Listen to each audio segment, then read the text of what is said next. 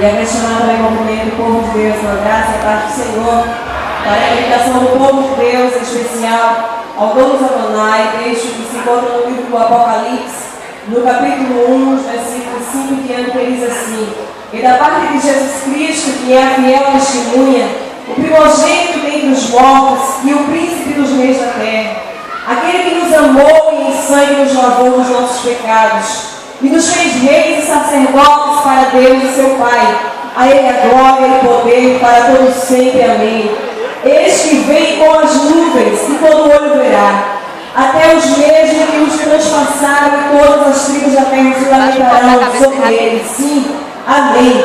Eu sou o Alfa, o Ômega e o princípio e o fim, diz o Senhor, que é e que era e que há de vir, o Todo-Poderoso. Vem, vamos adorar o nome do Senhor.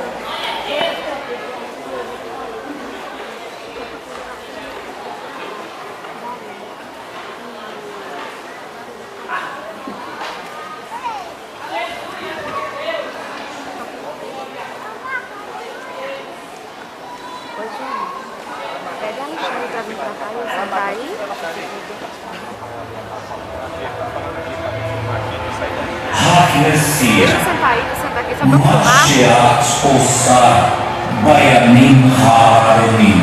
Igreja, o que tens feito nos últimos dias? Zot Kvar Hasha Ha'arona. É já chegada a última hora. Como Leon Hashem Shemit Karov.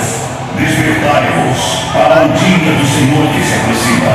Migasher Osnaim Lo Ishvor Et Asher Haruach Omet Laknesia. Quem tem ouvidos ouça o que o Espírito diz à igreja.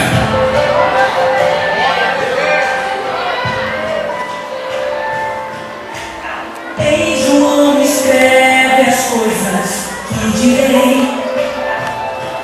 7 cartas a 7 anjos de 7 igrejas.